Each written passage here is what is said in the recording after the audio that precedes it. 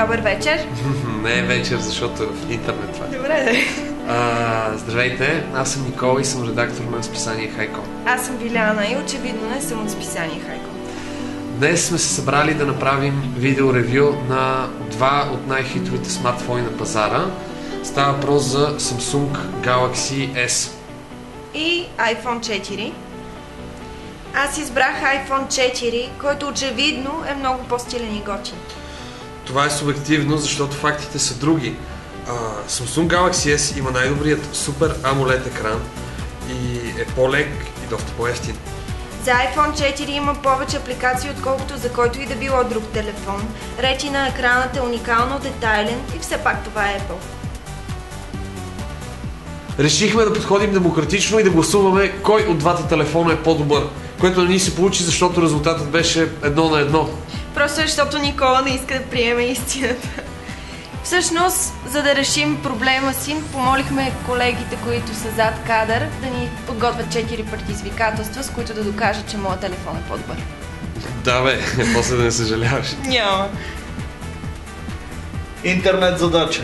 Влезте на Хайком.bg, намерете статията за водата от 6 октомври 2010 и ми кажете през коя година Азия ще остане без вода. Така, браузърът и целият софтуер на Samsung Galaxy S е създаден от Google. Те знаят как да правят бързи браузъри. Търсим Хайком.bg. Хайком, то ми го предложи.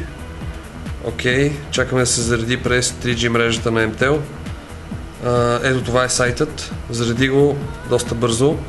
Търсим статията от 6 октомври. Това трябва да са статиите. Те са подредени по дата. Ето я, 6 октомври. Водата, има ли още много от нея? Зарежда се. Този път се зареди наистина много бързо. Заедно с снимките. Увеличавам текста. Той се подравнява, за да излезе на цял екран. Екранът ми е с половин инч по-голям от този на iPhone и би трябвало да виждам повече текст. Обаче не мога да намеря информацията за Азия. Близкия изток, Индия, Африка, най-вероятно е накрая. Ето я, да. 2046 до 2065 година Азия ще остане без вода. Едва ли ще ви изненадам, ако ви кажа, че iPhone е супер бърз, а новата серия на Safari е просто супер. Мисля да използвам един трик, за да победя в това състезание. На своя Samsung Никола мисля, че няма кирилица. За целта, за да го победя, аз ще използвам моята кирилица. Ще напиша вода, Азия и Хайком в Google и да видим дали ще ми излезе търсената статия. Чакаме да се зареди. Ето вода. Има ли още от нея? Ето я и статията. Даваме лек зум. Търсим Азия, Ню Йорк, Мичиган, Европа, Австралия. Ето я и Азия. През 2065 година Азия може да остане без вода. Това е. Край на теста iPhone 4 спечели. Да. Интересен спор за два браузъра, базирани на един и същи engine, WebKit. Нямам търпение да бия и на втория тест. Ама как ще ме биеш, като то ядрото беше едно и също и на двата браузъра? Що си търсиш оправдания? Ама виж, ти ползваше кирилица, то не беше честно. Ей, ти ползвай. Сега. Втора задача. YouTube. Намерете клипчето с кихещата панда и го изгледайте. Новата ни задача е да намерим клипче в YouTube. Използвам iPhone-ската апликация. Търсим кихаща панда. Това даже не си го представям. Кихаща. Даваме един search. Стария номер с кирилицата. Ето, The Squeezing Baby Panda. Обръщаме iPhone 4, за да видим по-добре как изглежда.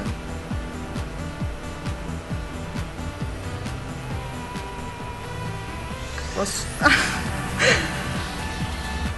За да гледам YouTube видео, влизам в апликацията. Освен YouTube видео, Samsung Galaxy S може да възпроизвежда и DivX и Exit файлове. Сега съм в търсачката и пиша кихащата панда. То ми я предложи. Зарежда се. Още малко. Ето, тръгна.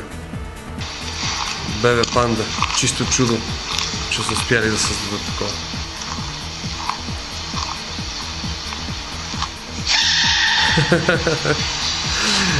Край на теста Samsung Galaxy S печели. Yes, видя ли кой е по-бързия? То сега тиких на пандата. Не е честно! Да. Трета задача. Facebook. Присъедини се към групата на противниковия телефон и остави съобщение на стената. Тук ще те разбия. Да, да видим. Така, трябва да вляза в Facebook групата, фен страницата на iPhone. Влизам в браузърът, избирам Facebook. Зарежда ми Touch интерфейсът на Facebook, което означава, че страницата отново ще бъде оптимизирана за мобилни устройства с тъчскрин. Най-долу имам опция да вляза в пълният сайт. Това и правя. Сега Facebook ще се зареди по същия начин, по който изглежда и на екрана на лаптопа и на домашния компютър. Тук е сърча, вече от тук мога да намеря групата на iPhone 4. Увеличавам и пиша. Зъби! Не мога да повярвам, това се случва за пореден път.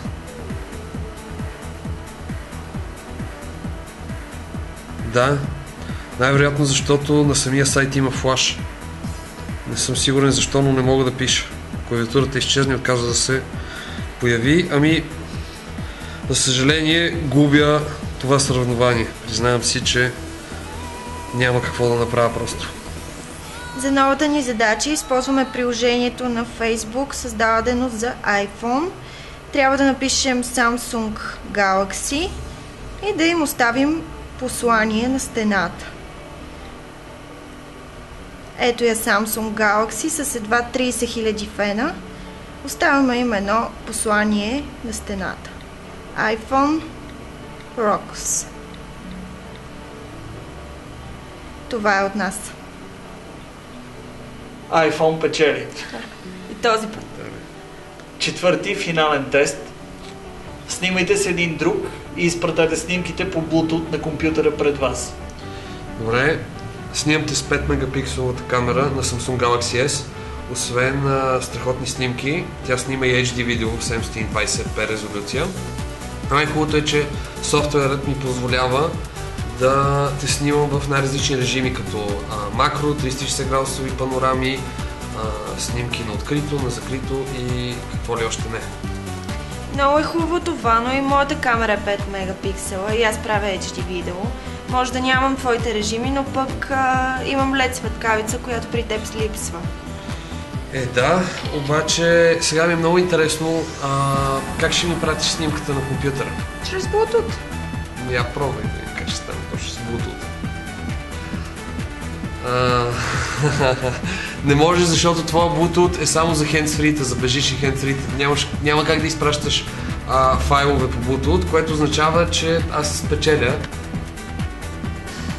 Ами, това беше всичко от нас.